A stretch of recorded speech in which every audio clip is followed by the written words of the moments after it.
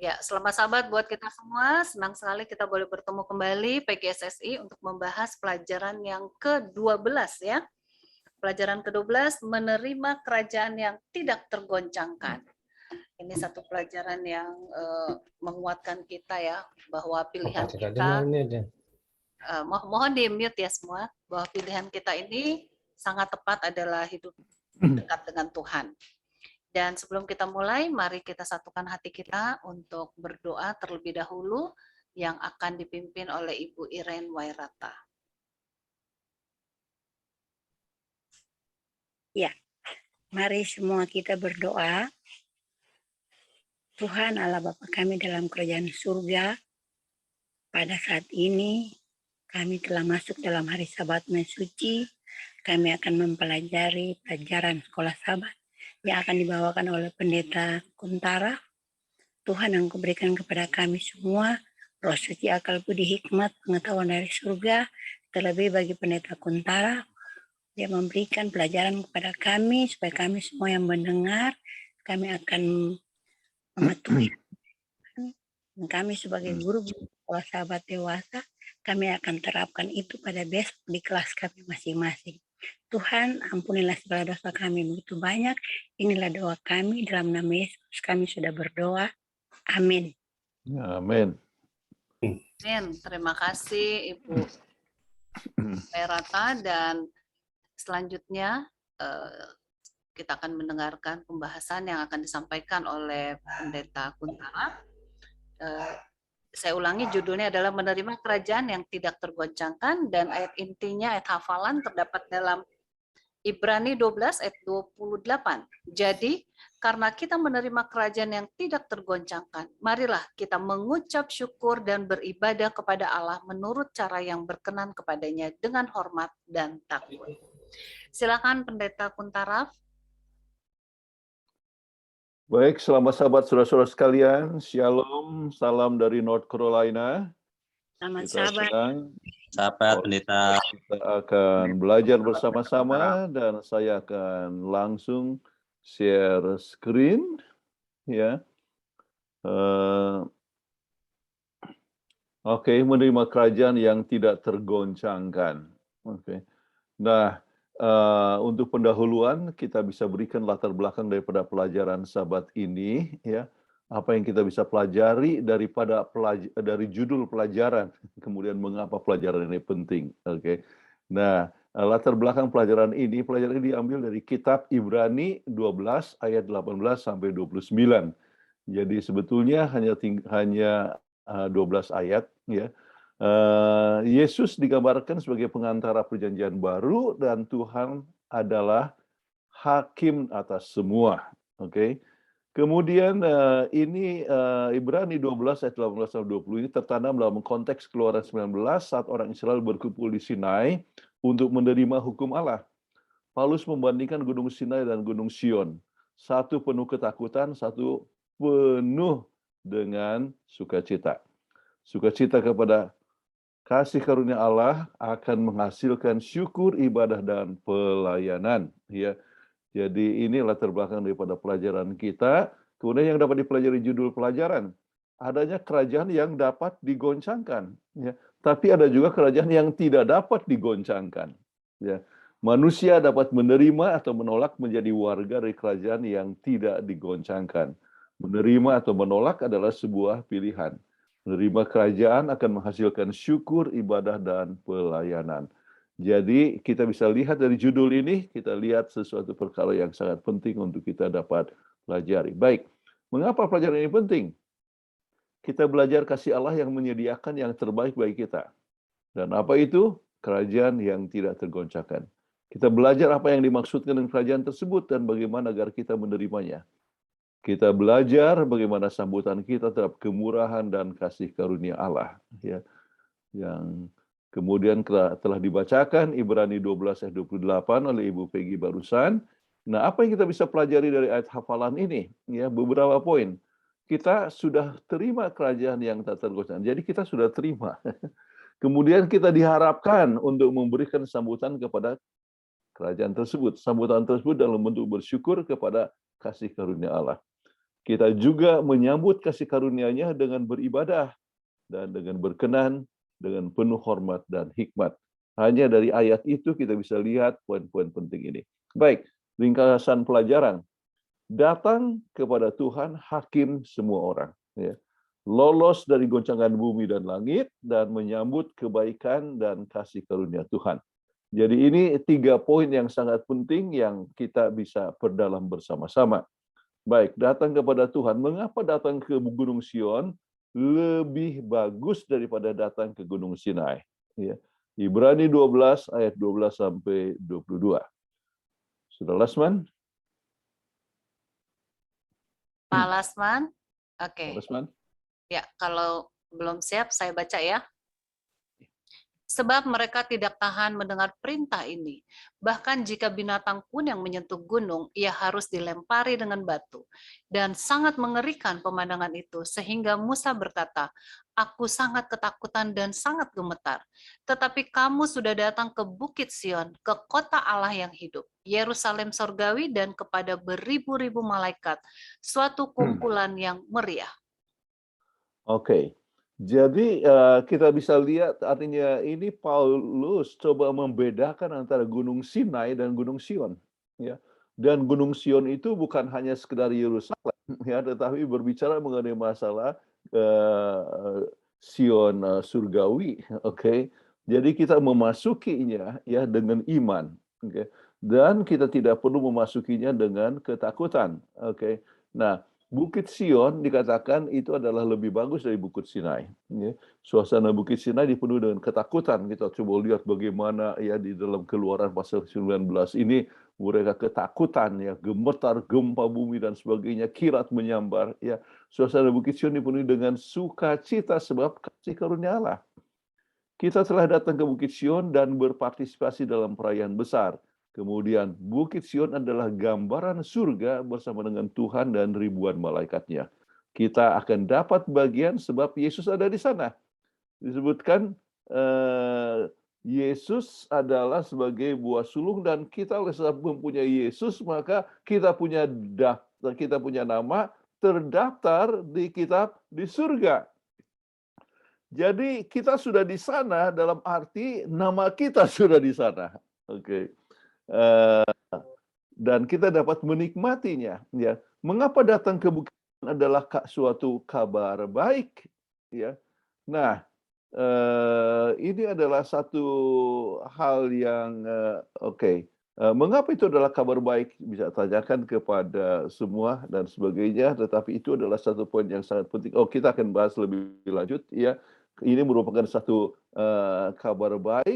Sebab kita mempunyai pembela kita di sana. Bagikan pengalaman saat Anda mengambil keputusan untuk datang ke Bukit Sion secara pribadi dengan menerima semua yang Yesus telah capai dalam keselamatan. Oke, kemudian Bukit Sion sebagai kabar baik sebab arti penting dari Bukit Sion. Oke, Bukit Sion juga merupakan tempat pengukuhan anak diangkat menjadi imam untuk selama-lamanya. Ya, itu Ibrani 5 ayat 6, kutipan dari Mazmur 110 ayat 2 dan 4. Kemudian Bukit Sion juga merupakan tempat pengukuhan imamat Tuhan Yesus. Bukit Sion juga merupakan tempat pengukuhan ya perjanjian baru. Ya. Dan ini merupakan suatu kebenaran kasih karunia. Oke, ada masalah sedikit ini. Oke, baik. Kita teruskan ya. Nah, banyak orang takut menghadapi penghakiman. Mengapa datang kepada Tuhan, hakim dari semua orang adalah juga kabar baik ya. Kalau kita lihat kepada ayat-ayat ini kemudian dibacakan di sini Ibrani 12 ayat 23. Ibrani 12 ayat 23. Dan kepada jemaat anak-anak sulung yang namanya terdaftar di sorga, dan kepada Allah yang menghakimi semua orang, dan kepada roh-roh orang-orang benar yang telah menjadi sempurna. Oke, apa yang dimaksud dengan roh-roh orang benar yang telah menjadi sempurna? Ini berbicara tentang umat Tuhan yang telah menjadi sempurna, ya. Kapan disempurnakan di dalam Tuhan? Kemudian nama kita ada di sana, ya. Jadi kita menghadapi penghakiman dengan tidak perlu khawatir oleh sebab Yesus sendirilah yang menjadi hakim kita dan pembela kita. Baik, bisa dibaca lebih lanjut tentang apa yang terjadi. Ini berbicara mengenai masalah penghukuman yang berlangsung sekarang ini. Kita lihat di dalam Daniel 7 ayat 10 dan 11, ya, 13 dan 14. Daniel 7 ayat 10 dan 11, suatu sungai api timbul dan mengalir dari hadapannya. 1000 kali beribu-ribu melayani dia, dan selaksa berkali berlaksa-laksa berdiri di hadapannya. Lalu duduklah majelis pengadilan dan dibukalah kitab-kitab. Aku terus melihatnya karena perkataan sombong yang diucapkan tanduk itu. Aku terus melihatnya sampai binatang itu dibunuh, tubuhnya dibinasakan dan diserahkan ke dalam api yang membakar. Daniel 7 ayat 13 dan 14, aku terus melihat dalam penglihatan malam itu, tampak datang dengan awan-awan dari langit seorang seperti anak manusia. Datanglah ia kepada yang lanjut usianya itu, dan ia dibawa ke hadapannya. Lalu diberikan kepadanya kekuasaan dan kemuliaan dan kekuasaan sebagai raja. Maka orang-orang dari segala bangsa, suku bangsa dan bahasa mengabdi kepadanya. Kekuasaannya ialah kekuasaan kekal yang tidak akan lenyap, dan kerajaan ialah kerajaan yang tidak akan musnah. Oke, jadi ini berbicara mengenai masalah hukuman yang pada waktu itu ditulis untuk suatu masa depan, tetapi kita tahu bahwa itu adalah satu perkara yang sedang berjalan. Oke, nah sekarang perayaan disebut masa penghakiman. Masa penghakiman sedang berlangsung pada saat kita hidup sekarang ini sebelum Yesus datang kedua kali. Ya. Tuhan, hakim, ya, pemimpin dan buku-buku digunakan, dan hasil dari penghakiman masa depan dari kitab adalah bahwa umat Tuhan akan menerima kekuasaan dalam kerajaan kemuliaan. Oke. Peristiwa di kitab 7 serupa dengan kitab Ibrani 12 ayat 12-29 yang menggambarkan peristiwa penghakiman di Gunung Sion, ya, Yerusalem surgawi, di mana Allah menjadi hakim dari semua yang dikelilingi dengan 1000 kali beribu-ribu malaikat melayani dia. Ya. Jadi ini berbicara bahwa Yesus berada di tengah peristiwa ini, dan ini merupakan suatu kabar baik. Mengapa? Oleh sebab kita dibenarkan melalui Yesus Kristus. Oke. Kemudian penghakiman sebagai kabar baik. Nama kita terdaftar sebab Yesus ada di sana. Sebab Yesus yang sulung, maka melalui Yesus kita disebut anak sulung. Oke. Dengan Yesus sebagai hakim, maka kita tidak takut sebab dia juga pengantara dan pembela kita. Dia yang menjadi pendahulu dan penyempurna iman kita. Kita dapat dibenarkan melalui Yesus. Oke. Segala kebajikan, hasil bekerjanya Yesus dalam hidup kita akan diperhitungkan. Ya, Yesus dan pengikutnya akan menang. Jadi, dan semua musuh-musuh daripada kejahatan itu akan dimusnahkan. Baik. Nah, sekarang kembali tetap datang kepada Tuhan hakim semua orang. Kapankah Anda mulai menyadari bahwa kita tidak perlu takut di dalam penghakiman bila Yesus adalah hakim kita? Ya. Jadi ini pertanyaan direnungkan dan dibagikan di kelas masing-masing, ya. Kita kadang-kadang orang katakan, wah, saya takut untuk menghadapi penghakiman, ya. Kenapa? Oleh sebab merasa bahwa sudah banyak dosa yang telah kita lakukan, ya. Jadi bagaimana kalau seandainya pada saat nama kita diperiksa dan ternyata kita dalam keadaan berdosa. Jadi, ya, dikatakan kapan kita menyadari bahwa tidak perlu takut akan penghakiman, ya. Kenapa? Sebab Yesus adalah hakim kita. Jadi kita harus mengenal akan Yesus Kristus sebagai hakim dan sebagai pembela kita. Nah, nasihat apa yang Anda dapat berikan kepada seorang teman yang berkata pada Anda, saya mengasihi Yesus, tapi saya takut kepada penghakiman akhir. Ya. Jadi ada beberapa poin yang saya sebutkan di sini. Anda ini diskusikan, tetapi ini beberapa poin yang bisa disebutkan. Penghakiman bukan untuk mencari salah. Penghakiman adalah untuk menunjukkan kebenaran Allah yang Maha Kasih dan adil. Ya, Allah itu kasih tapi adil. Kita semua mempunyai pilihan yang sama, semua akan menghadap penghakiman, dan kita mempunyai pembela, yaitu Yesus Kristus, dan jadi kita tidak perlu takut untuk menghadapi akan penghakiman. Baik. Kita masuk kepada bagian kedua, lolos dari goncangan bumi dan langit. Kapankah suara Allah menggoncangkan bumi ini? Kalau kita lihat kepada Keluaran 19 ayat 18 sampai 19, ini bicara mengenai masalah kegoncangan di Sinai. Oke.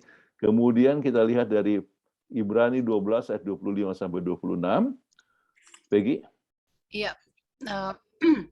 Irma sudah masuk belum? Ya, Ibrani 12 ayat 25 dan 26. Maaf.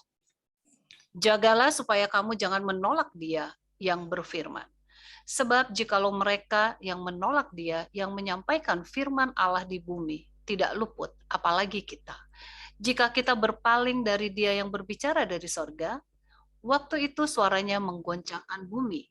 Tetapi sekarang Ia memberikan janji. Satu kali lagi aku akan menggoncangkan bukan hanya bumi saja, melainkan langit juga. Oke, jadi menggoncangkan akan bumi dan langit juga. Apa yang dimaksudkan ya? Kita coba lihat kapan suara Tuhan menggoncangkan langit. Kita lihat di dalam Keluaran 19 ayat 18 sampai 19 ya.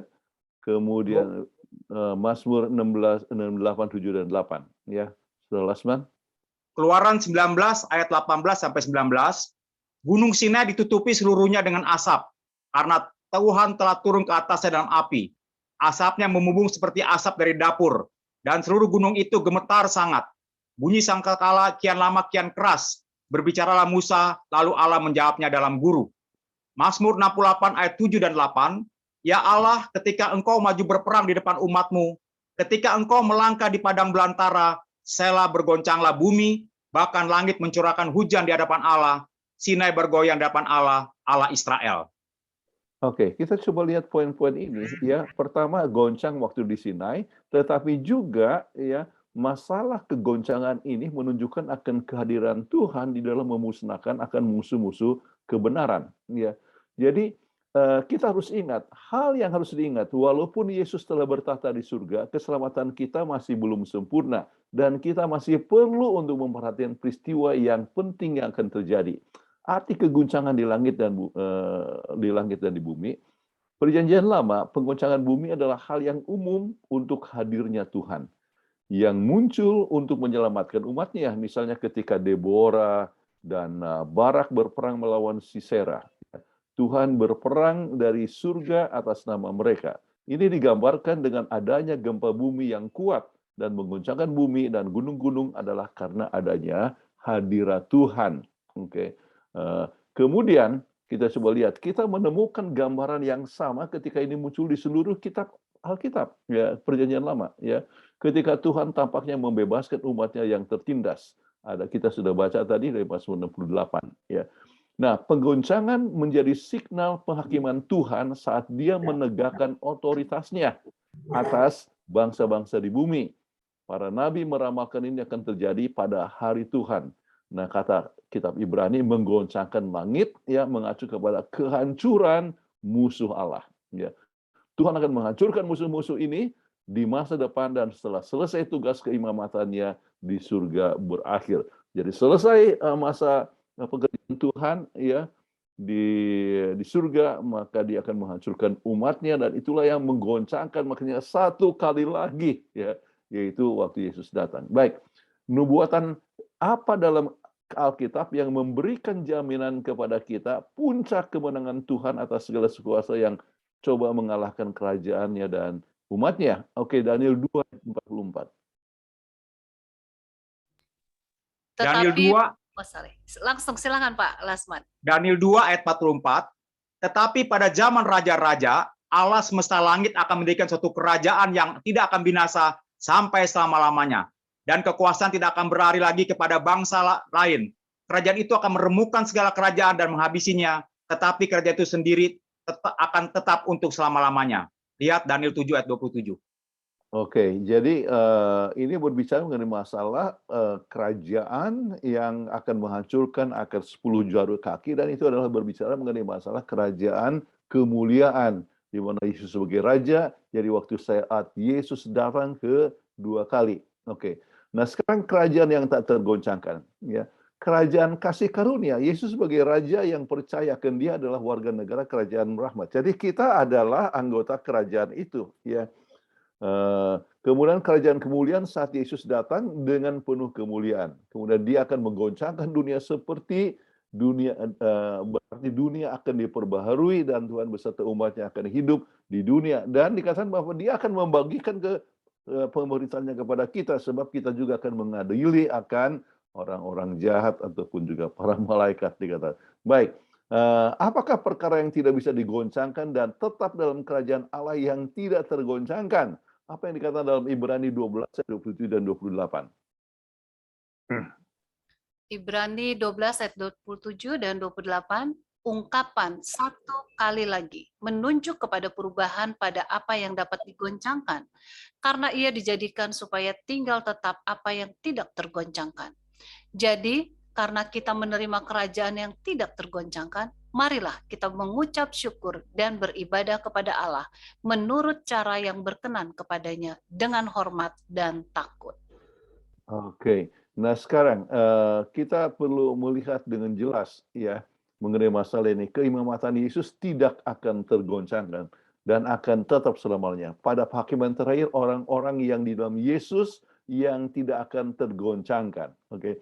Kitab Ibrani 12 ayat 28 merujuk kepada Daniel 7:18 yang mengatakan bahwa orang-orang kudus akan memiliki kerajaan selamanya. Inilah kerajaan yang tidak akan pernah dimusnahkan, yang disebutkan di dalam Daniel 2 ayat 24. Kemudian kerajaan ini milik anak, tapi dia akan membagikan kepada orang yang percaya kepadanya. Kita akan menghakimi bersama dengan dia. Ya. Jadi itulah kerajaan yang tidak akan tergoncangkan. Kemudian, ya, kita jangan lupa ya bahwa umat Tuhan juga tidak akan tergoncangkan. Kita coba lihat beberapa ayat di sini. Ya. Aku senantiasa memandang kepada Tuhan karena Ia berdiri di sebelah kanan. Aku tidak goyah. Artinya selama memandang kepada Tuhan kita tidak akan tergoyahkan. Ya. Kemudian dikatakan hanya dekat Allah saja aku tenang. Daripada nyalah keselamatanku. Hanya dialah gunung batuku dan keselamatanku dan kota bentengku. Aku tidak akan goyah. Jadi selama dekat dengan Tuhan kita tidak akan tergoyahkan. Oke, jadi menunjukkan bagaimana umat Tuhan pun tidak akan tergoyahkan selama memandang kepada Tuhan. Baik, masih tetap tentang lolos dari gunung. Maafkan, rupanya harus 2 itu bukan 3. Oke, baik. Kita hidup dalam dunia yang penuh dengan gangguan dan ketidakpastian. Bagaimana pandangan Anda mengenai menerima kerajaan yang tidak dapat tergoyahkan? Ini satu perkara yang harus dipikirkan, ya. Tetapi poin-poin penting adalah memandang kepada banyak yang tergoncangkan. Kenapa? Sebab memandang kepada masalah yang besar, kita lihat kepada masalahnya. Sibuk dan perkara duniawi, memandang kepada orang lain. Jadi bukan artinya orang lain salah, jadi kita salah. Pendeta salah, ya. Kemudian kita lihat kepada pendeta, ya. Kemudian kita jadi goncang, iman kita goncang. Atau memandang kepada diri sendiri, merasa kita sudah lebih baik daripada orang lain. Ya. Kita harus memandang kepada Yesus dan kita tidak akan goyah sampai kesudahan. Ini adalah satu poin yang sangat penting sekali. Baik, kita masuk kepada bagian yang ketiga. Oke. Tentang menyambut ya kepada kebaikan Tuhan dan kasih karunia Tuhan. Apakah sambutan yang tepat kepada kasih karunia Allah? Ya, dari beberapa ayat ini boleh tolong bacakan. Saya punya bagian ya, Lasman. Ibrani 12 ayat 28, Ibrani 13 ayat 15 dan 16. Jadi karena kita menerima kerajaan yang tidak tergoncangkan, marilah kita mengucapkan syukur dan beribadah kepada Allah menurut cara yang berkenan kepadanya dengan hormat dan takut.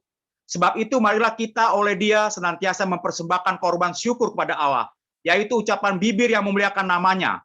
Dan janganlah kamu lupa berbuat baik dan memberi bantuan, sebab korban-korban demikian berkenan kepada Allah. Oke, jadi apa yang kita bisa lihat di sini ya, sebagai sambutan kita kepada kasih karunia Allah ya, adalah bersyukur. Kemudian sudah bersyukur apa? Beribadah.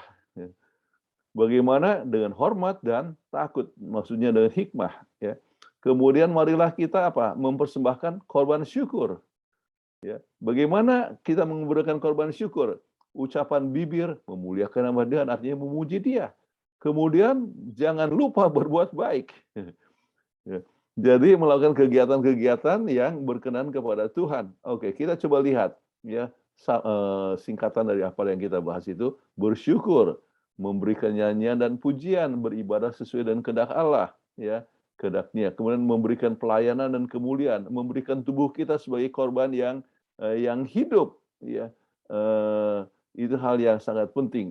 Ini bisa kelihatan juga dalam Roma 12 ayat 1 dan 2. Ya, nasihat yang diinspirasikan diberikan Paulus kepada untuk kita sebagai penerima kasih karunia tersebut. Ya, Peggy. Roma 12 ayat 1 sampai 2. Karena itu, saudara-saudara, demi kemurahan Allah aku menasehatkan kamu, supaya kamu mempersembahkan tubuhmu sebagai persembahan yang hidup, yang kudus, dan yang berkenan kepada Allah. Itu adalah ibadahmu yang sejati.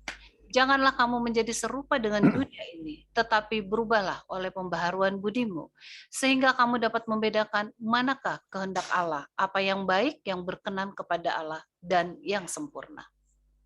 Baik, kita sering lupa bahwa mempersembahkan tubuh kita itu adalah satu ibadah, ya. Jadi berkenan kepada Tuhan. Jadi apakah kita memberikan tubuh yang sehat atau yang sakit-sakitan? Jadi ini berbicara tentang pola hidup, ya. Tetapi juga pembaharuan budimu ini berbicara ya tentang pikiran, ya. Pembaharuan artinya dalam bahasa Inggris renewing of your mind, yaitu pikiran kita diperbarui. Pikiran kita itu tergantung kepada apa? Ya, ini frontal lobe ini, ya, itu tergantung kepada pola hidup, ya. Dan orang yang kurang tidur maka dia tidak bisa berpikir dengan baik. Orang yang merokok ataupun minuman keras, ya, dia itu terpengaruh dengan mempengaruhi dia punya otak, ya, frontal lobe-nya, sehingga kurang pertimbangan yang baik. Jadi kita dengan pikiran kita, dengan tubuh kita, maka kita beribadah kepada Tuhan dan kita harus korbankan yang terbaik. Baik. Kemudian berikan contoh dari Alkitab yang memberikan sambutan kepada kebaikan kasih karunia Allah, ya. Kita lihat bagaimana Daud memberikan segala sesuatu untuk Tuhan, ya. Anda bisa berikan pengalaman bagaimana dia membangun Ka'bah atau tidak bisa membangun Ka'bah, tetapi dia menyediakan dananya untuk itu. Kenapa? Sebagai ucapan syukur kepada Tuhan. Mungkin banyak dapatkan contoh-contoh yang lain. Oke. Apakah petunjuk praktis yang Tuhan tunjukkan kepada Anda untuk memberikan sambutan kepada kebenaran dan kasih karunia Allah? Oke. Peggy, ini cocok Peggy yang baca untuk dua ini. Matius 25 ayat 40. Segala sesuatu yang kamu lakukan untuk salah seorang dari saudaraku yang paling hina ini, kamu telah melakukannya untuk aku. Yakobus 1 ayat 27. Ibadah yang murni dan yang tak bercacat di hadapan Allah, Bapa kita, ialah mengunjungi yatim piatu dan janda-janda dalam kesusahan mereka, dan menjaga supaya dirinya sendiri tidak dicemarkan oleh dunia. Terima kasih. Jadi kenapa saya katakan cocok Peggy yang baca oleh sebab Peggy aktif dalam YAPI, Yayasan Advent Peduli Indonesia, di mana kita mengelolakan panti asuhan. Nah, satu hal yang sangat penting itu sambutan kepada kebaikan Allah. Kita gunakan tadi ayat, ya, dari buku Ibrani tentang jangan berhenti dalam berbuat baik. Oke. Nah, itu merupakan suatu sambutan. Jadi kita bersyukur kepada Tuhan, ya, dengan nyanyian, beribadah kepadanya, ya, dengan tubuh kita dan pikiran kita, dan juga jangan pernah lupa, ya, menunjukkan kebaikan kepada orang yang, ya, yang kekurangan, yang kurang beruntung dari kita. Apa yang kita dapatkan dalam Matius 25 ayat 40 itu, ini berbicara, ya, yaitu untuk apa yang kita buat kepada orang yang terhina ini kita lakukan kepada Yesus, ya. Yesus sudah mati untuk kita. Apa yang kita buat untuk Yesus? Buatlah sesuatu yang terhina ini, yaitu orang yang, saya berikan contoh, yatim piatu ataupun janda-janda miskin yang tidak punya apa-apa untuk hidup, ya. Kemudian ibadah ini adalah merupakan suatu ibadah murni, ya, dan yang tak bercacat celak dikatakan menolong mereka yang berkekurangan. Baik, sekarang kita coba lihat beberapa kutipan dari The Great Controversy halaman 660 dan 661. Oke, boleh baca, Peggy? Selama 1000 tahun itu, antara kebangkitan yang pertama dan kebangkitan yang kedua, penghakiman atas orang-orang fasik berlangsung. Lihat gambar, Dan Rasul Paulus mengatakan penghakiman ini sebagai suatu peristiwa yang mengikuti kedatangan Kristus yang kedua kali. Karena itu janganlah menghakimi sebelum waktunya, yaitu sebelum Tuhan datang. Ia akan menerangi juga apa yang tersembunyi di dalam kegelapan, dan ia akan memperlihatkan apa yang direncanakan di dalam hati. 1 Korintus 4 ayat 5. Kemudian, Daniel mengatakan bahwa apabila yang lanjut usianya itu datang, keadilan akan diberikan kepada orang-orang kudus milik yang maha tinggi. Daniel 7 ayat 22. Pada waktu ini orang-orang benar memerintah sebagai raja dan imam-imam kepada Allah.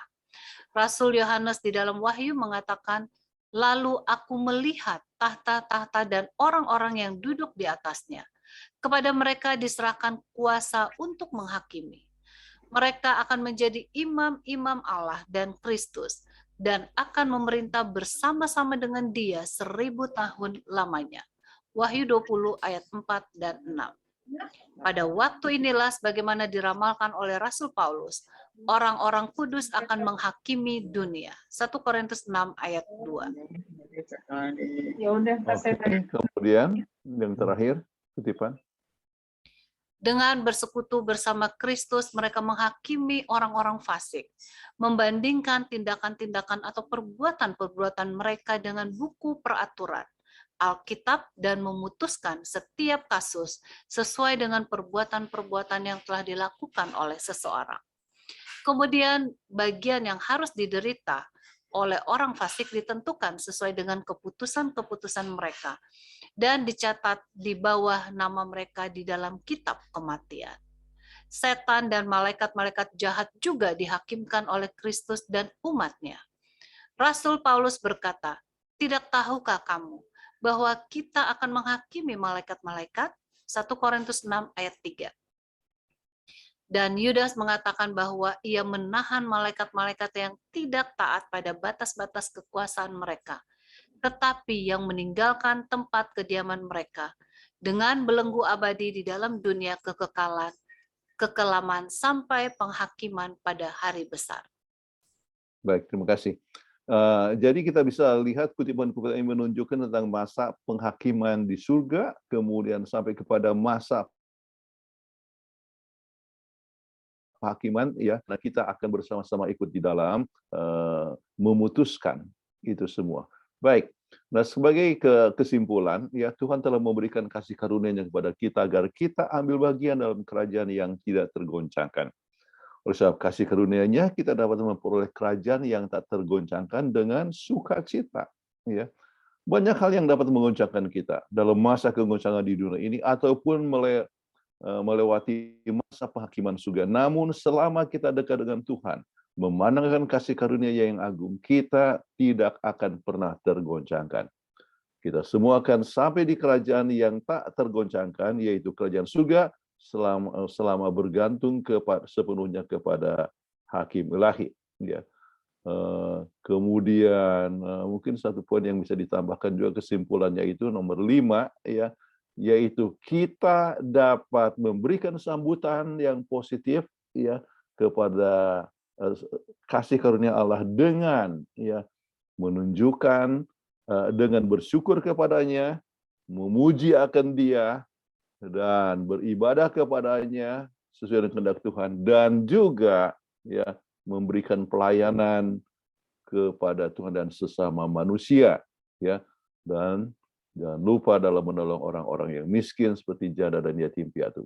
Oke, sebagai application, apa yang Anda sudah apakah Anda sudah merasakan berkat sebagai warga negara dan kerajaan yang tidak tergoncangkan? Ini adalah pertanyaan kepada kita. Ya, aplikasinya kita sudah rasakan atau belum, ya, sukacita itu bahwa mendapatkan berkat, ya, sebagai anggota kerajaan Allah. Sebab kita tahu bahwa kita semua adalah anggota warga negara surga, kerajaan rahmat, dan disiapkan untuk hidup dalam kerajaan kemuliaan. Ya. Apakah Anda apa yang Anda senantiasa buat agar jangan pernah tergoncangkan dari kerajaan yang tidak tergoncangkan? Ya. Jadi, ya, ini yang bisa ditanyakan, ya, apakah kita cukup waktu dengan Tuhan, dekat dengan Tuhan, apakah kita memandang akan Tuhan, ya, Sebab hanya mereka yang memandang akan Tuhan tidak akan tergoncangkan setelah iman dan percaya. Baik, bagaimana kita dapat mendorong orang lain untuk menjadi bahagian dalam kerajaan yang tidak tergoncangkan? Apakah kita ikut ambil waktu dalam membagikan iman, ya, tetangga kita, saudara kita, famili kita, ya pun ataupun juga teman pekerja kita, teman bekerja kita, ya, apa? Bagaimana kita mendorong orang lain, ya, memberikan motivasi supaya orang pun menyiapkan diri untuk kedatangan Tuhan yang kedua kali. Baik, question and answer. Oke. Iya, terima kasih Pendeta Kuntaraf sudah membawakan materi yang begitu baik. Dan saat ini saya buka untuk menjawab pertanyaan. Ya, di kolom chat sudah ada pertanyaan, dan bagi mereka yang belum menuliskan pertanyaannya, silahkan tuliskan di kolom chat. Dan bagi mereka yang mau bertanya langsung, silahkan klik raise hand, nanti akan saya panggilkan. Baik, saya akan bacakan pertanyaan berikutnya. Ini pertanyaannya nggak banyak nih, Pendeta. Kayaknya kita akan cepat selesai. Oke, dari Bapak Yusuf Tomarere. Mengapa ada surat catatan di surga? Bukankah Allah Maha Tahu? Satu hal yang sangat bagus sekali ini, Saudara Yusuf Tomarere dari Bandung nih ya. Nah, begini Saudara Yusuf. Oke, memang Tuhan Maha Tahu, tetapi tujuan catatan itu bukan hanya untuk Tuhan, tetapi untuk kita dan untuk alam semesta. Oke, jadi melalui catatan ya, di mana buku-buku itu dibuka ya, Tuhan Maha Tahu, tetapi kita bukan Maha Tahu. Dan untuk menunjukkan bahwa Allah itu kasih dan Allah itu adil, maka semua buku harus dibuka. Ya, bagaimana Tuhan memberikan kesempatan kepada setiap orang untuk datang kepada Tuhan. Ya, melalui orang tua, melalui pendeta, melalui teman, melalui televisi, melalui internet. Jadi buku-buku itu dibuka. Ya, Tuhan kasih kesempatan. Ya. Kemudian kalau kita tetap menolak terus sampai akhirnya sampai kepada dosa yang tak berampun dan kita mati ya, maka kita tahu dan misalnya dan harus dihukum dalam arti dimusnahkan waktu sesudah kerajaan 1000 tahun, maka orang itu atau kita menyadari bahwa hukuman Tuhan itu memang adil. Dikatakan bahwa yang membuat orang-orang jahat itu sangat berduka dan merasa yang menyebabkan kematian mereka ya, dan juga merasa susah mereka, kepedihan mereka itu bukan sebetulnya api neraka itu ya, tetapi harus berpisah dari Tuhan untuk selamanya. Ya. Mereka menyadari bahwa mereka akan berpisah dari Tuhan untuk selama-lamanya daripada Allah pencipta yang begitu besar yang sudah membimbing dia setiap hari. Nah, semua itu tertulis dalam buku kehidupan kita masing-masing. Jadi untuk membuktikan kebenaran Tuhan bahwa Allah itu kasih, Allah itu adil, maka perlu catatan-catatan itu. Jadi bukan hanya untuk Tuhan yang Maha Tahu, tetapi untuk seluruh alam semesta untuk mengatakan bahwa Allah itu adalah kasih dan adil adanya. Terima kasih, pertanyaan yang bagus itu, Saudara Yusuf Tomarere. Baik, terima kasih untuk pertanyaannya dan jawaban dari Pendeta Kuntaraf ya, semoga sudah bisa menjawab. Selanjutnya saya akan panggilkan Bapak Lasman Simanjuntak yang resen ya. Ada 3 nih yang resen di sini, Pak Lasman, Bapak Denis Tambunan, kemudian Bapak James Tambuan. Ya, pertama Pak Lasman Simanjuntak. Oke. Mohon izin, Shalom, selamat sahabat. Terima kasih Bu Peggy. Sahabat. Pendeta Kuntaraf, saya agak serius sedikit pertanyaan ini Pak, karena nanti kita akan bicara masalah kerajaan 1000 tahun, langit baru, bumi baru ya. Ini soal nama ya Pak Pendeta ya, soal nama. Ini pertanyaan hari Jumat Pendeta ya. Tampaknya soal nama yang terdaftar di sorga ini sangat serius. Dikatakan oleh Rasul Paulus dalam Ibrani 12 ayat 3, namanya oleh Nabi Musa, namaku, Keluaran 32:32, bahkan dikatakan Nabi Daniel juga mengatakan namanya tertulis, Daniel 12 ayat 1, dan Yesus dalam Lukas 10 ayat 20, tetapi bersukacitalah karena namamu dan terdaftar di surga. Dan dalam Wahyu, Rasul Yohanes dalam Wahyu 20:15, tetapi hanya mereka yang namanya tertulis dalam kitab kehidupan anak domba dan dikatakan akan masuk ke neraka. Pertanyaan saya Pak Pendeta, sebenarnya soal nama ini, nama yang mana nanti yang akan tercatat dalam buku kehidupan di surga Pak Pendeta? Ya, misalnya begini Pak Pendeta, saya lahir dengan akte kelahiran, nama saya Lasman Simanjuntak. Dan ketika saya dibaptis menerima Yesus Kristus dan kebenaran, nama saya tetap Lasman Simanjuntak. Tetapi dalam keluarga saya Pak Pendeta, keluarga Simanjuntak Pardede, nama saya berubah jadi Joni Simanjuntak. Dan ketika saya bekerja sebagai wartawan dan sebagai penyair sastrawan, nama saya Pulo Lasman Simanjuntak. Nah, sepertinya saya, nama yang mana Pendeta nanti yang tercatat di dalam buku kehidupan di surga, supaya saya mempertahankan nama ini? Ataukah memang nanti ada nama baru yang hanya Yesus yang tahu Pendeta? Terima kasih Pak Pendeta Kuntarap. Oke. Pokoknya nama apa saja yang menunjukkan identitas Anda. Jadi nama saya Jonathan Kuntara Winata Uigokun Huang Ikun Huang Okun. Oke. Jadi saya ada nama Tionghoa, ada nama Korea, ada nama Indonesia, ya. Jadi yang jelas ini Tuhan mengetahui kita punya identitas, ya, masing-masing. Apakah saya akan disebut Uigyokun atau Jonathan Kuntarap tidak jadi masalah, ya. Ya, tetapi yang jelas adalah bahwa kita punya identitas ada di sana, ya. Dan Tuhan akan memberikan nama yang baru. Nama ini menunjukkan akan tabiat, ya. Jadi tabiat itu Tuhan sendiri yang menunjukkan bahwa kita adalah milik Tuhan. Ya. Jadi orang akan mengenal kita masing-masing. Kita teman saya yang dulu waktu SD mereka akan panggil saya Gyokun. Mereka yang di sekolah akan panggil saya Kuntaraf. Ya. Jadi tidak menjadi permasalahan mau nama siapa saja, ya, pokoknya kita mempunyai identitas yang diakui yang dikenal oleh Tuhan. Oke. Baik, silakan. Pak Pendeta, kalau begitu saya jelas ya bahwa nanti ada nama baru, hanya nggak ada masalah. Bahwa nama tuh kita dengan tabiat kita Pendeta, ya, berarti tabiat kita pertahankan. Jadi apa bedanya sekarang antara kitab kehidupan atau kitab kematian sama kitab peringatan? Ini ada perbedaan nggak Pendeta nanti? Alkitab mana kitab kehidupan, kitab kematian, kitab peringatan Maleakhi 3:16. Kira-kira yang mana Pendeta yang kalau di ini? Jadi mereka yang namanya yang telah menerima Yesus, ya, sebagai juru selamat, maka dia akan masuk dalam kitab kehidupan dengan sendirinya. Namun bagi mereka yang akhirnya menolak Tuhan akan termasuk dalam kelompok, ya, yaitu kitab kematian. Tetapi semuanya ini menunjukkan bahwa Tuhan selalu memberikan peringatan kepada kita masing-masing, ya. Mungkin juga ini dalam bentuk satu buku, ya, tetapi artinya bagaimana Tuhan memberikan peringatan kepada kita dari waktu ke waktu, oke. Jadi kemudian mereka yang telah diperingatin kemudian tetap mempertahankan kebenaran tetap di dalam kitab kehidupan.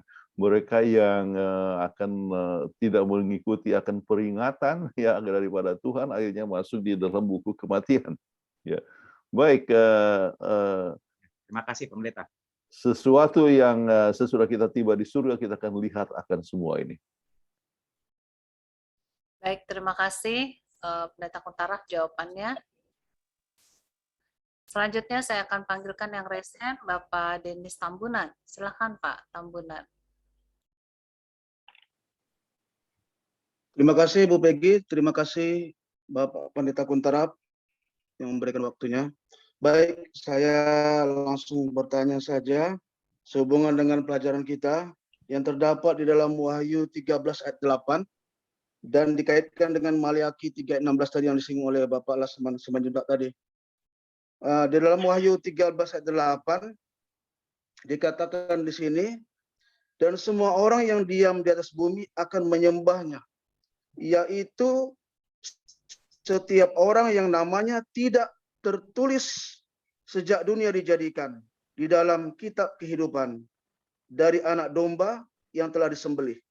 Yang pertanyaan saya adalah Pendeta, ini maksudnya apa? Apakah memang semenjak dunia dijadikan, memang nama orang-orang ini tidak tertulis dalam kitab kehidupan. Itu yang menjadi pertanyaan saya. Dalam Wahyu 13 ayat 8 ini. Apakah memang sudah tidak ada lagi kesempatan bagi mereka, sehingga semenjak dunia dijadikan, nama mereka tidak tertulis di dalam kitab kehidupan. Nah, itu menjadi pertanyaan saya. Kemudian yang kedua, pendeta, di dalam Maleakhi 3:16, beginilah berbicara satu sama lain orang-orang yang takut akan Tuhan. Tuhan memperhatikan dan mendengarnya. Sebuah kitab peringatan ditulis di hadapannya bagi orang-orang yang takut akan Tuhan dan bagi orang-orang yang menghormati namanya. Menurut hemat saya, arti daripada konteks ayat ini, Maleakhi 3:16 ini, apakah seperti ini? Bahwasanya nama kita akan tertulis di dalam kitab peringatan asalkan saja kita takut akan Tuhan dan menghormati namanya. Jadi selama kita takut akan Tuhan dan menghormati namanya, maka nama kita ada tertulis di dalam kitab peringatan. Itu saja, pendeta. Terima kasih. Oke. Yang pertama ya, mengenai apakah sudah diketahui dari sejak dunia diciptakan. Allah itu mempunyai apa yang disebut foreknowledge, ya. Jadi Tuhan mengetahui kalau seorang itu akan menerima, ya, atau tidak, ya. Tuhan Maha Tahu, ya. Jadi oleh sebab Tuhan Maha Tahu, Dia mengetahui mana yang tidak akan pernah mau menerima kebenarannya. Dan ini berbeda dengan apa yang disebut predestination, ya, yaitu orang itu ditentukan. Tuhan tidak menentukan orang itu akan menolak, ya, atau menerima, tetapi Tuhan merencanakan semuanya akan menerima. Itu rencana Tuhan. Namun Tuhan mengetahui siapa yang akan menolak, ya.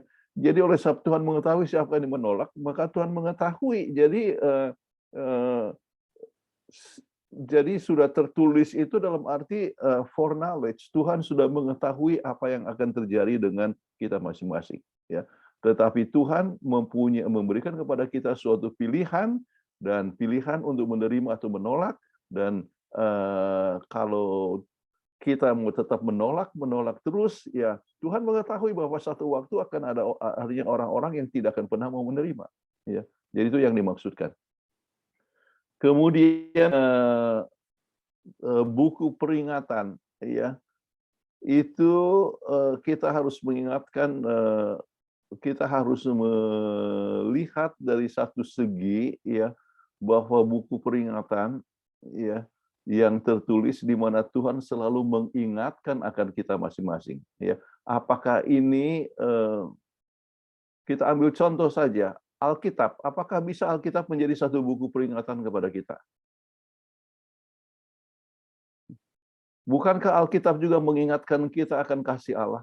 Bukankah Alkitab itu mengingatkan kita kepada kehendak Tuhan dan rencana Tuhan, ya?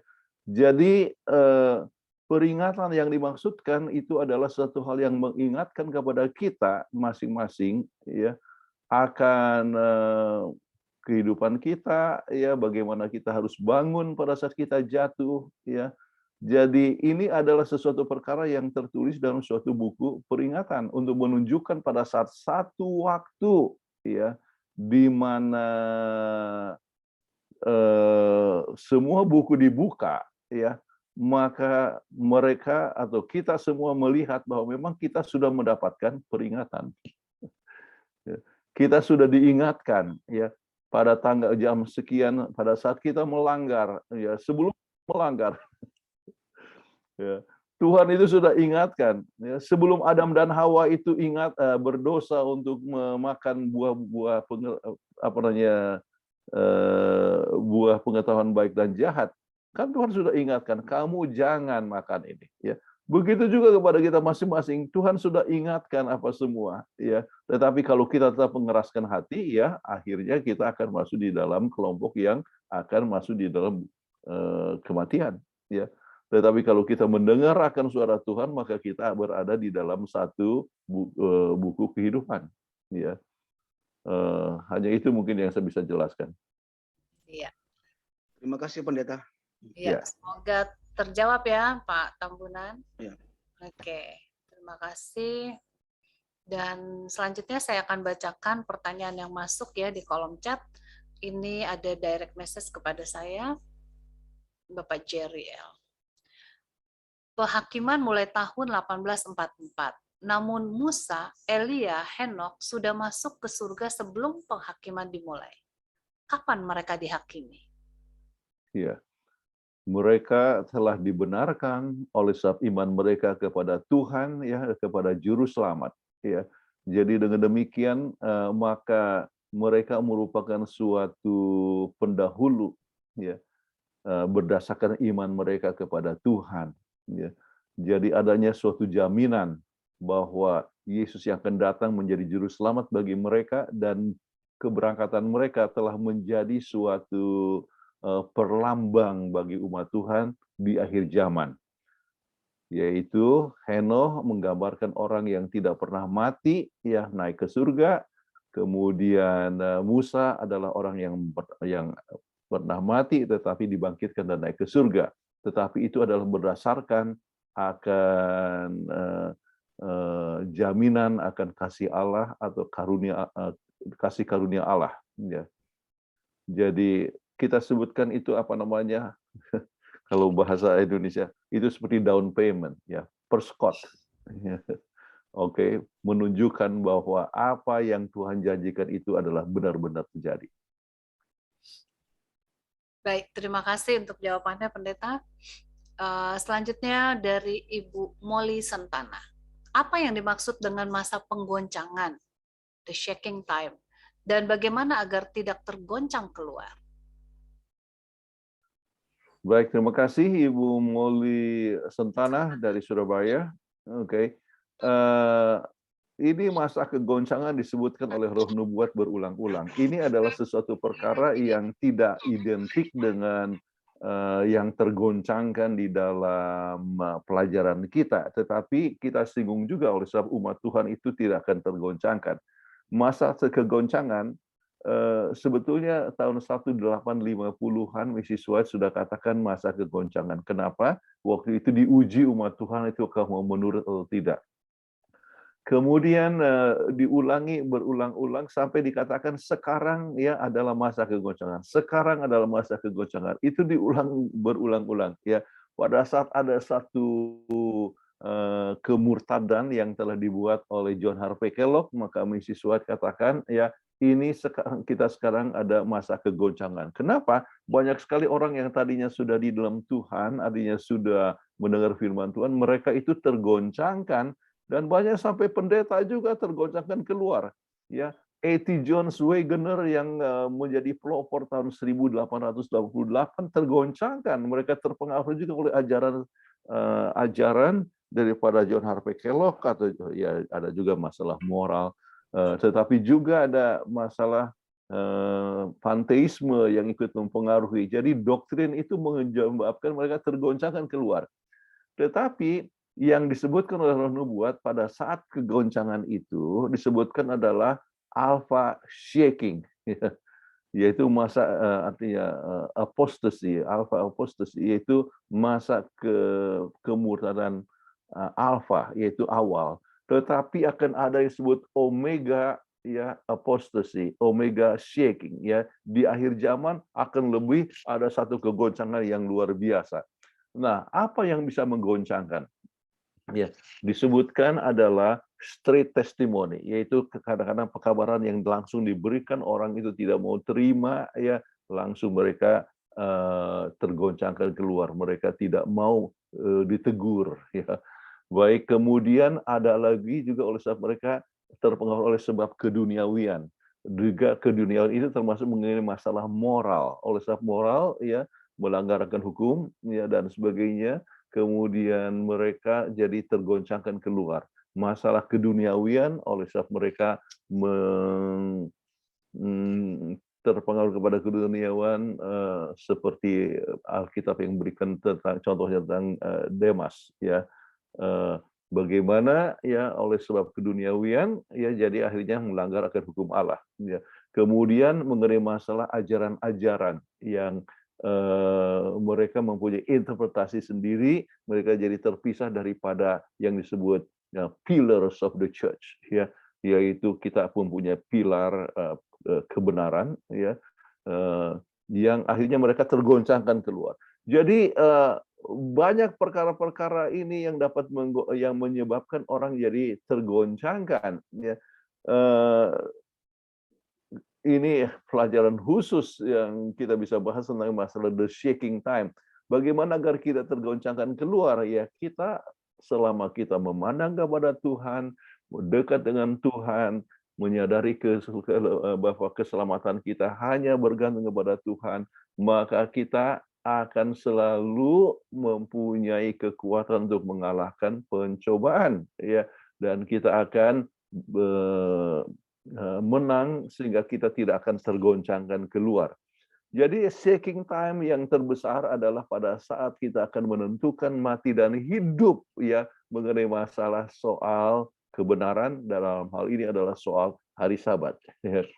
Jadi hari Sabat akan menentukan, artinya menentukan hidup dan mati satu waktu. Oke, the shaking time.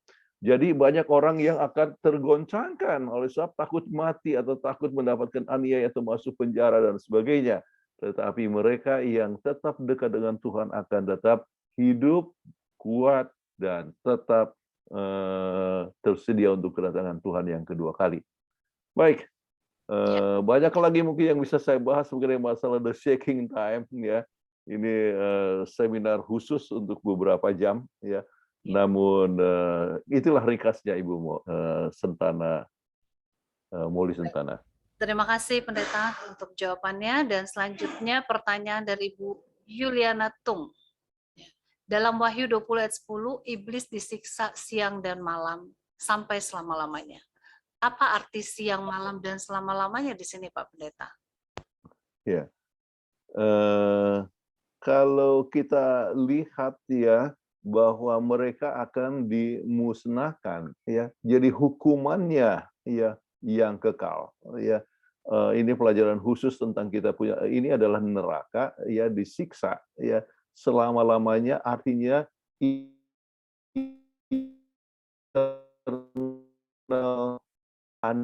ya. Orang itu dihukum ya,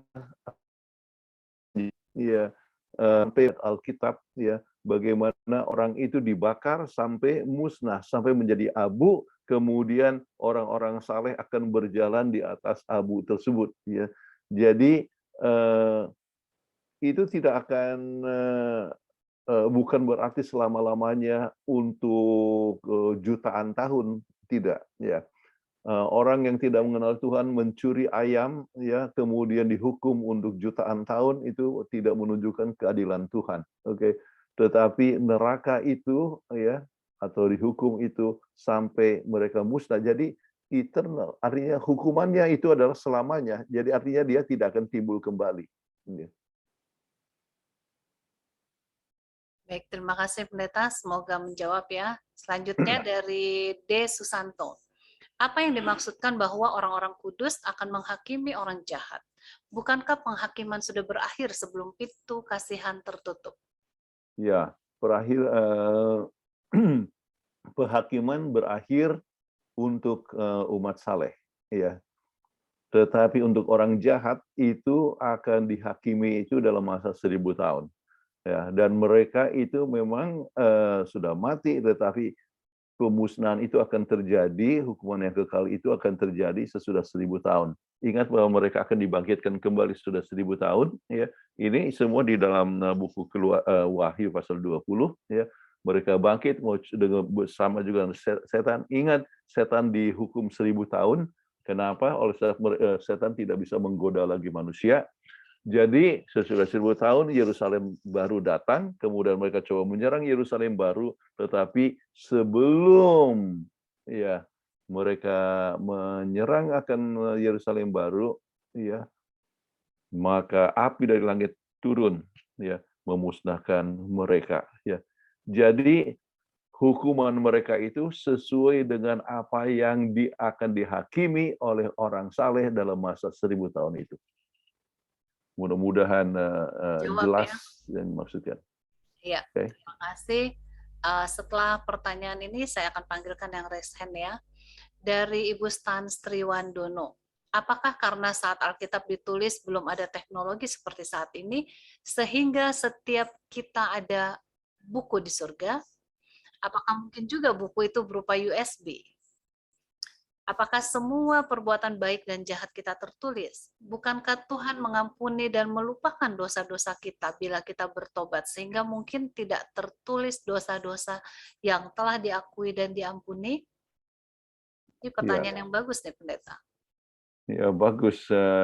Kemudian bagaimana gambaran daripada surga itu, ya kalau kita lihat kepada buku Wahyu dengan sesuai dengan masanya, ya. Jadi pada saat ini Yohanes melihat akan buku itu dalam bentuk apa? Gulungan. Gulungan. Dulu itu kan ditulis dengan artinya orang menulis di papyrus atau di parchment, ya istilahnya. Jadi sesuai dengan masanya. Kemudian buku di surga, ya itu dengan sendiri yang dimaksudkan adalah dengan catatan-catatan daripada segala kehidupan kita, ya. Itu catatan-catatan itu, ya sesuai dengan suasana, ya ataupun pengertian daripada penulis Alkitab, maka itu adalah bentuk gulungan, ya gulungan. Tetapi apakah itu akhirnya menjadi dalam bentuk USB, ya itu kita tidak tahu, oke. Tetapi yang jelas yang dilihat oleh Nabi itu adalah bentuk apa? Gulungan, gulungan. Tetapi yang intinya yang lebih penting bukan soal USB atau gulungan papirus atau buku seperti sekarang, ya. Yang intinya adalah adanya catatan di surga untuk semua aspek hidup. Betul ya, Tuhan itu adalah mengampuni akan orang jahat kalau kita bertobat kepadanya dan Dia melupakan, ya. Namun catatan itu tetap ada, ya. Kenapa? Untuk memberikan satu peringatan kepada kita, ya catatan kepada manusia ataupun alam semesta bahwa Tuhan itu adalah adil, ya. Jadi lihatlah pada tanggal sekian dan sekian seorang melanggar hukum dan diingatkan dan dia bertobat, tetapi saat yang sama dia jatuh lagi. Kemudian dia diingatkan lagi, dia baik, kemudian jatuh lagi. Kemudian tetapi dia tetap bergantung kepada Tuhan. Jadi catatan ini diperlukan, ya, untuk menunjukkan akan keadilan daripada Tuhan. Jadi dengan melihat akan catatan kehidupan, walaupun Tuhan melupakan, ya, tetapi bukan berarti Tuhan itu pelupa. Ya. Tuhan itu tahu, oke.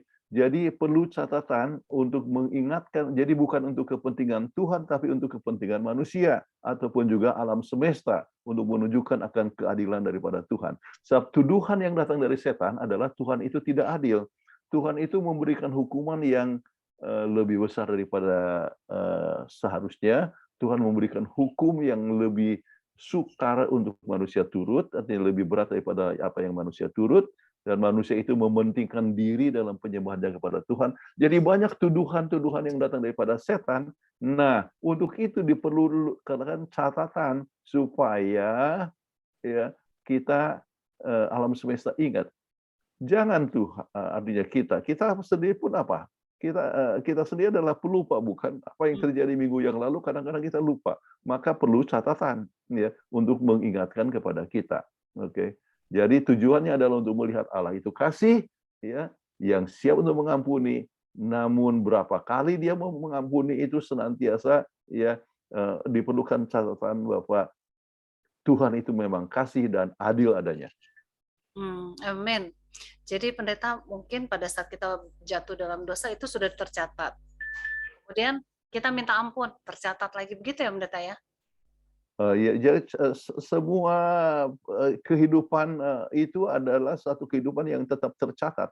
Iya, ya. Dengan senyap pengampunan kita juga dicatat, tetapi tindakan kita itu tercatat. Ya, bagaimana Tuhan memberikan mengingatkan kita melalui pendeta, misalnya pendeta A, itu tercatat ya. Jadi Tuhan menggunakan manusia kan, Tuhan menggunakan firman Tuhan, Tuhan menggunakan televisi, Tuhan menggunakan internet untuk mengingatkan kita. Semuanya itu adalah satu hal yang tercatat. Ya, apakah sikap kita? Nah, poin yang penting yang diberikan oleh Mrs. White, bukan masalah berapa kali kita jatuh, tetapi apakah sikap kita waktu kita jatuh. Apakah kita itu mau bangun dan merasakan bertobat, merasa bersedih dan datang kepada Tuhan, atau kita justru anggap remeh saja, ya. Jadi sifat meremehkan akan pelanggaran itu berbahaya, oleh sebab makin lama kita makin mengeraskan hati sampai pada satu saat kita akan tidak lagi mau mendengarkan Tuhan. Amin.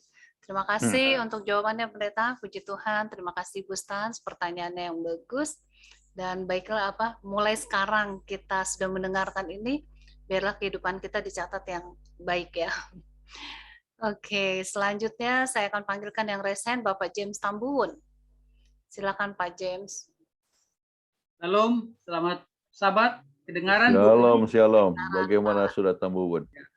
Pak Pendeta, saya ingin tanya ini ada berapa nih? Jangan tentang pertanyaan, Pak. Penghakiman pra-Advent dan orang-orang Ibrani. Pertanyaan yang ingin kita bahas kali ini adalah apa yang dikatakan kitab Ibrani tentang bait suci di surga? Apa dasar Alkitabiah untuk penghakiman pra-Advent itu? Pertama, apa dasar? Terus yang terakhir di penuntun guru ini, mengapa begitu banyak orang takut dengan pelaksanaan penghakiman? Bagaimana kita dapat menjelaskan bahwa pusat Injil adalah pada penghakiman? Tadi pendeta bilang kita nggak perlu takut, ya kan, bahwa penghakiman nanti Yesus adalah hakim, ya kan. Tapi itu mungkin yang saya ingin tambahin pertanyaan ini tentang Matius 25 pendeta, tentang penghakiman terakhir. Apabila anak manusia datang datang dalam kemuliaannya dan semua malaikat, kita tahu ini pendeta tentang dia pisahkan domba di sebelah kanan, baru kambing sebelah kiri. Ya, kamu ketika aku lapar, aku seorang asing dan haus begini itu. Tapi itu dengan penghakiman ini, apakah kita cuma pandang Yesus, beriman kepada Yesus, atau apa yang kita harus buat supaya kita lolos di dalam penghakiman ini terakhir ini, pendeta? Itu yang terakhir pendeta saya. Terima kasih pendeta. Itu saja. Biasanya lebih banyak pertanyaannya. Ada di Roma, iya. Di Roma ada lagi. Baik. Ini Oke, kita langsung saja jawab ya. Satu-satu tentang ya, Pak. pra-Advent ya, tentang pra-Advent apakah ada Alkitabiah, yang kita mengetahui adalah apa yang terjadi, yang menjadi dasar yang kuat adalah Daniel pasal yang ke-8 ayat 14 ya. Kemudian tentang mulainya pengadilan pra-Advent ya, sebelum kedatangan Yesus yang kedua kali ya. Kemudian kita melihat bagaimana ini akan terjadi sampai waktu Yesus datang, kemudian sesudah Yesus datang, kemudian selama 1000 tahun, bahkan itulah terdapat apa yang disebut pengadilan ya, yang terakhir yaitu untuk orang-orang jahat. Kemudian untuk pra-Advent adalah sesuatu perkara yang berlangsung dan dasarnya adalah kita bisa lihat dari Daniel 8 ayat 14. Baik, Mengenai masalah kenapa artinya untuk pengadilan penghakiman tidak perlu harus takut, ya. Kemudian apakah hanya dengan memandang kepada Yesus sudah cukup, ya. Kalau apa yang Anda lihat di dalam buku Matius pasal 25, ya, itu dan Anda sudah kutip dikatakan apa yang kamu buat kepada orang-orang ini, ya, maka engkau telah buat kepada aku. Memandang kepada Yesus adalah poin yang sangat penting. Saat memandang kepada Yesuslah yang telah bisa menghasilkan, ya, akan keselamatan. Memandang kepada Yesus, ya, Yesaya menyebutkan, ya, dalam Yesaya 45:22, ya, pandanglah kepadaku maka engkau akan selamat. Jadi memandang itu, ya, bukan hanya sekedar memandang, tetapi memandang akan kasih-Nya, memandang akan tabiat-Nya, dan memandang itu akan menyebabkan kita berubah. Paulus mengatakan dengan memandang kamu akan berubah. By beholding we become changed. Jadi dengan memandang kepada Yesus maka kita bisa menghasilkan akan penurutan. Kalau Anda memandang akan pengorbanan Yesus yang telah mati untuk Anda, maka mau tidak mau Anda akan ingin untuk seperti artinya akan terjamah. Dan apakah jamahan itu? Maka itulah jamahannya akan menghasilkan akan penurutan. Ya. Jadi kasih kepada Tuhan, ya, memandang kepada Yesus menyebabkan kita bisa mencintai Dia. Maka apa yang dikatakan di dalam buku Yohanes 14 ayat 15, ya, jikalau engkau mengasihi aku, engkau akan menurut segala hukumku. Jadi memandang kepada Yesus menyebabkan kasih, dan kasih itu yang menyebabkan kita menurut, ya. Dan kasih kepada Allah, apa itu namanya? Kita akan datang juga kepada Yohanes kepada Matius 22 ayat 36 sampai 40, oke? Kasih kepada yang hukum yang terbesar, yaitu kasih kepada Allah dan kasih kepada sama manusia. Jadi segala aspek itu memungkinkan kalau kita memandang kepada Tuhan. Memandang kepada Tuhan itu berarti kita mengambil waktu dengan Tuhan. Mengambil waktu dengan Tuhan itu artinya membuat Tuhan bekerja dalam diri kita. Dan Tuhan bekerja dalam diri kita itu yang menyebabkan kita dapat berubah, ya. Makanya pada saat pengadilan terakhir, ya, di samping Matius 25 kita lihat Matius pasal 7 ya 20 sampai 23 misalnya. Pada waktu itu orang akan datang dan berkata kepadaku, Tuhan, Tuhan, bukankah aku menyembuhkan orang dengan namamu? Aku membuang setan dengan namamu. Tetapi apa yang dikatakan oleh Tuhan, sesungguhnya aku tidak mengenal kamu. Kenapa? Ya, tidak kenal. Sebab tidak memandang kepada Tuhan. Dan oleh sebab tidak memandang kepada Tuhan, melakukan pelanggaran hukum. Ya. Jadi memandang, ya, yang disebutkan di sini bukan hanya sekedar hanya pandang saja Tuhan, tetapi memandang kepada Tuhan menghasilkan penurutan, menghasilkan kasih, menyebabkan kesukacita dalam melakukan perbuatan, ya. Jadi kita menolong orang yatim piatu, kenapa? Oleh sebab apa kita buat itu sama seperti kita buat kepada Yesus Kristus, ya. Kenapa? Kita sudah memandang Tuhan. Jadi mudah-mudahan saya sudah jawab ini pertanyaan saudara. Iya, Pak Pendeta. Tapi saya kira kalau memandang bagaimana kalau dengan bahasanya kita harus punya karakter Kristus. Ya. Itu. Karakter Yesus adalah hasil memandang kepada Yesus. Oke. Memandang kepada Yesus artinya mengambil waktu bersama dengan Yesus. Itu berarti mengambil waktu dengan Alkitab, itu berarti berdoa kepada Tuhan. Jadi lebih daripada artinya itulah yang membentuk tabiat Yesus. Oke. Jadi memandang adalah proses. Oke, tabiat adalah hasil. Jadi tidak bisa hanya disebutkan dengan tabiat. Ya, kita mau bicara tentang prosesnya, bagaimana supaya kita mempunyai tabiat Yesus. Tabiat Yesus itu diperoleh dengan memandang akan Dia, merenungkan akan sabdanya, mengambil waktu dengan Dia, ya, dengan merenungkan akan firman Tuhan, ya, dan dengan inilah kita akan berkembang di dalam tabiat, ya. Jadi tabiat adalah hasil daripada memandang akan Tuhan. Jelas? Oke, Pendeta. Iya. Tapi setan tidak tinggal diam sekarang, Pendeta. Dia bekerja sudah keras. jelas. Ah, iya.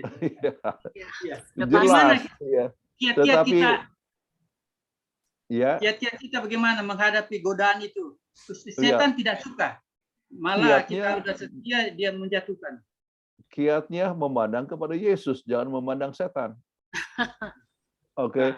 Memandang kepada Yesus artinya mengambil waktu dengan Yesus, oke? Mengambil waktu dengan firman melakukannya. Allah.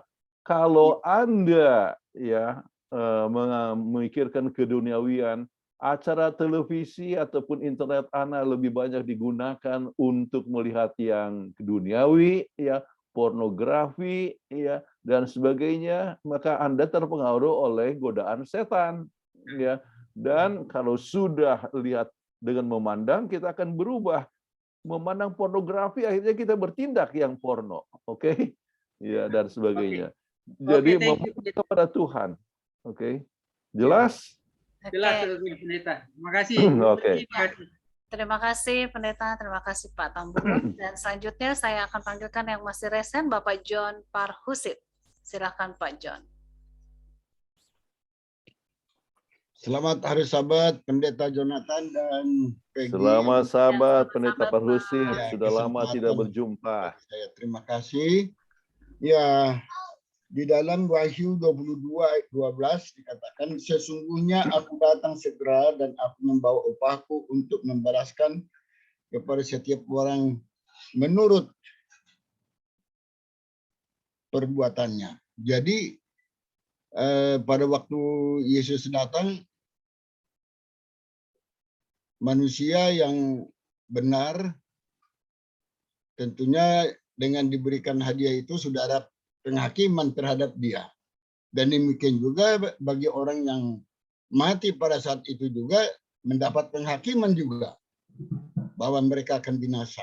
Nah, pertanyaan saya, ya apakah penghakiman yang kalau saya katakan pada waktu kedatangan Yesus yang kedua kali itu adalah penghakiman secara general kepada masing-masing orang fasik itu yang tidak menurut Tuhan.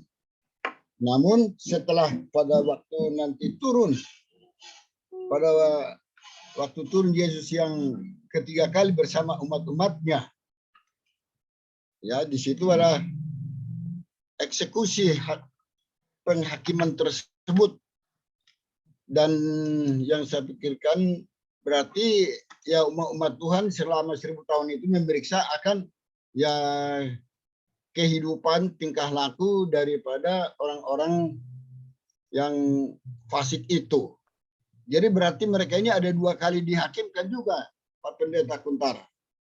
Apakah supaya ada nanti pekerjaan umat Tuhan sesuai dengan 1 Korintus 6 ayat 2 itu, di surga nanti ikut menjadi hakim juga. Terima kasih Pak Pendeta. Kita harus mengetahui bahwa mereka memang mati, ya, tetapi bukan berarti bahwa mereka punya buku sudah terbuka. Oke. Jadi mati mereka oleh sebab mereka tidak percaya kepada Tuhan, ya, dan itu adalah merupakan sesuatu yang disebut kematian yang pertama. Ya. Jadi apakah mereka yang di dalam Tuhan, mereka mendapatkan keselamatan oleh sebab memang mereka sudah melampaui suatu masa penghakiman, ya, yaitu the judgment of the living yang sedang berjalan sekarang. Oke. Nah, kemudian kita diselamatkan, kemudian mereka mati orang berdosa itu, tapi mati bukan oleh sebab sebagai upah dosa, tetapi baru mati akibat dosa. Sama seperti kematian yang lain. Sekarang kita juga kan bisa mati akibat dosa. Oke. Jadi waktu Yesus datang mereka mati sebagai apa? Akibat dosa. Ya. Tetapi bukan upah dosa. Ya. Upah dosa itu adalah kematian untuk selama-lamanya. Makanya mereka masih bangkit lagi sesudah masa pengadilan selama 1000 tahun. Nah, tujuan daripada itu bukan oleh sebab supaya orang saleh ada pekerjaan di surga, tetapi untuk membuktikan bahwa Allah itu adil, Allah itu adalah kasih adanya. Jadi kenapa sampai orang jahat itu sampai harus mengalami kematian yang kedua kali, yaitu kematian untuk selama-lamanya, oleh sebab memang waktu buku-buku itu dibuka dan ternyata bahwa orang-orang saleh, orang-orang jahat itu selalu dikasih kesempatan tetap menolak. Diingatkan selalu, ya, untuk berdamai. diingatkan untuk menurut Tuhan, diingatkan untuk datang kepada Tuhan, tetapi tetap juga menolak. Jadi semua buku kehidupan itu dibuka, ya, sehingga waktu mereka akhirnya dihukum di dalam executive judgment, dan itu adalah sesudah masa 1000 tahun, maka betul-betul Tuhan itu adil adanya. Mudah-mudahan menolong ini pertanyaan Pendeta Barhusim. Ya, terima kasih Pak Pendeta. Iya, terima kasih Pak Kembali. Barhusim, dan terima kasih Pendeta Kuntaraf. Pendeta, pertanyaan di kolom chat sudah habis dan yang resen juga sudah habis.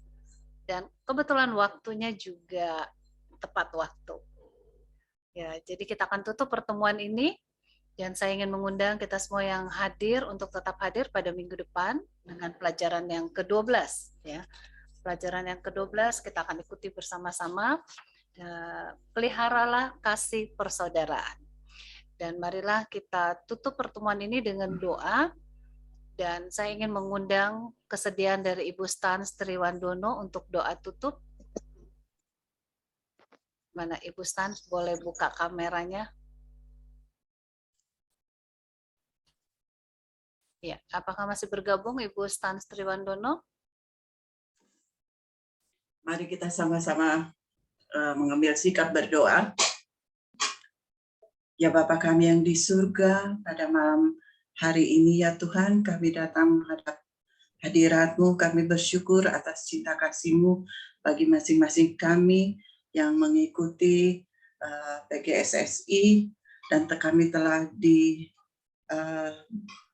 diterangkan mengenai segala sesuatu yang masih belum kami mengerti sepenuhnya untuk dapat kami share ke sekolah Sabat besok pada hari Sabat.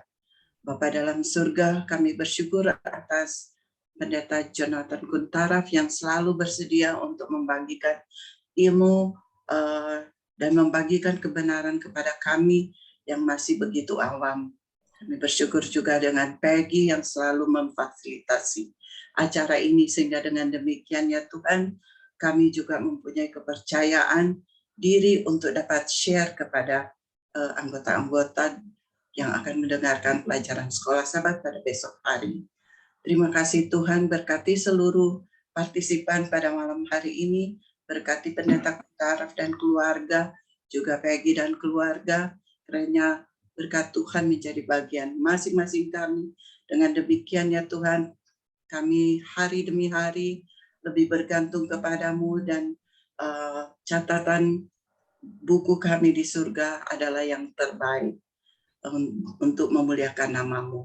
Terima kasih Tuhan, Engkau menyayangi kami, menyertai kami semua, sampai pada Sabat nanti kami dapat berbakti memuji membesarkan nama-Mu dengan penuh sukacita. Terima kasih Tuhan, dalam nama Yesus kami mau berdoa dan mengucap syukur. Amin. Amin. Terima kasih atas doanya. Iya, terima kasih. Saya dengar dari Ibu Peggy, katanya PGSSI minggu lalu dia punya yang buka di YouTube lebih dari 1000 orang ya? Iya, udah 1200-an yang buka. Puji Tuhan. Ya. Very good, Pendeta. Ya. Baik, terima kasih untuk semua yang sudah Selamat mengambil hari Sabat ya. bagi Pendeta Kuntaraf. Terima kasih Pendeta Kuntaraf, terima kasih Bu Peggy, Pendeta Kuntaraf. terima kasih semua, Tuhan berkati. Terima kasih, puji Tuhan, sampai sahabat mengajar di kelas masing-masing. Terima kasih Bu Peggy. Ya, selamat semua. Kita hitung mundur ya. Selamat hari Sabat. Sahabat. Kita hitung mundur ya. 5, Ya, silakan. 4, 3, Pak Lasman, 2, 2, 1. Oke, bye-bye.